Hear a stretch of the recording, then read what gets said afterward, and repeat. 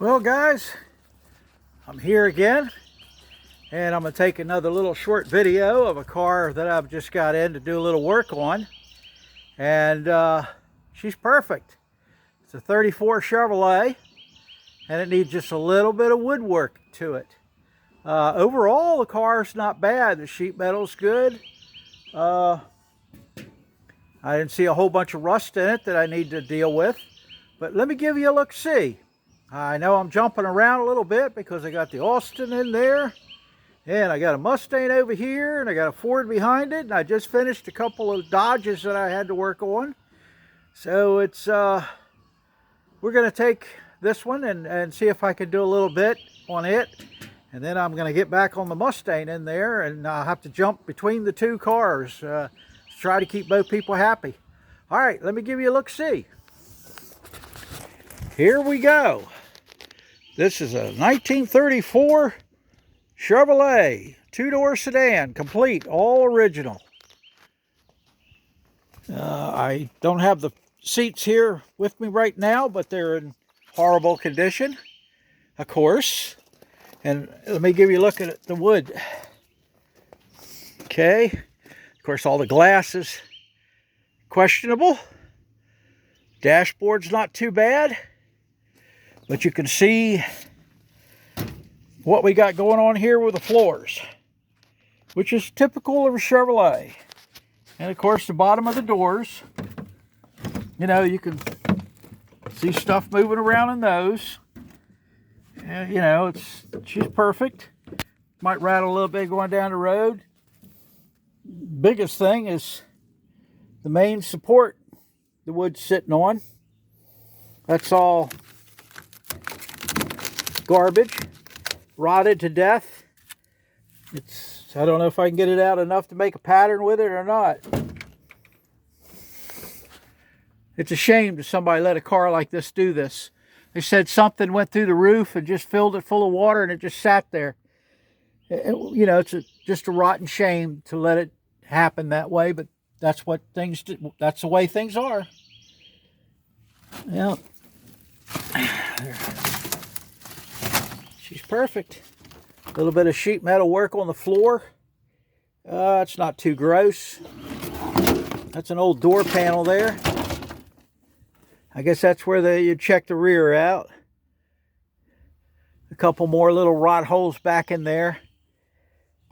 And of course, all the overhead is really iffy. All the bows, you can see they're sagging.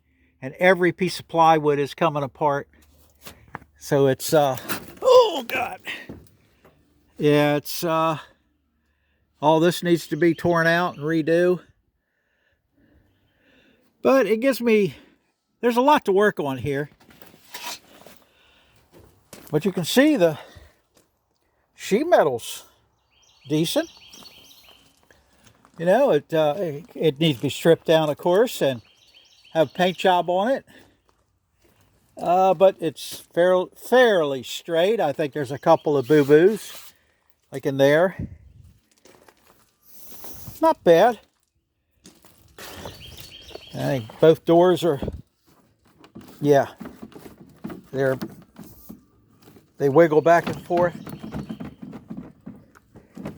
Yeah, that's all the wood's gone. Yep. Man, things I get into. And she's got he said the engine's free, so that's a good thing. So stove bolt.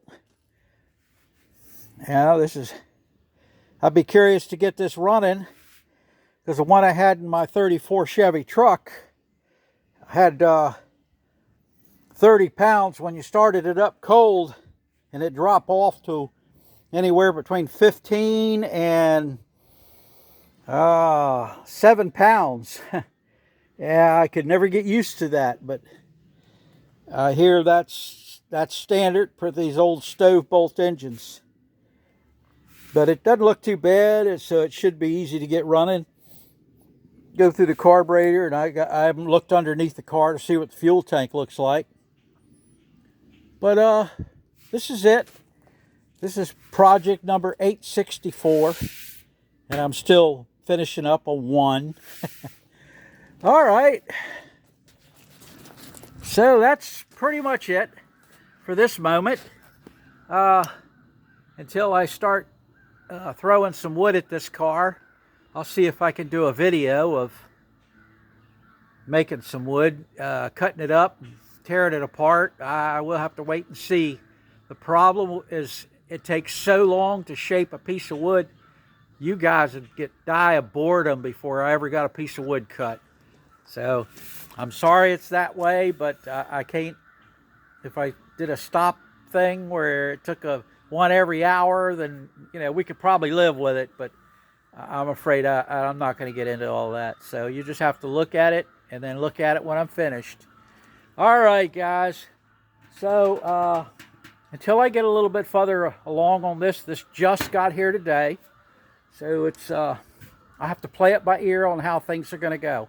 All right, guys. So until I get something else done, this is Cliff. See y'all later.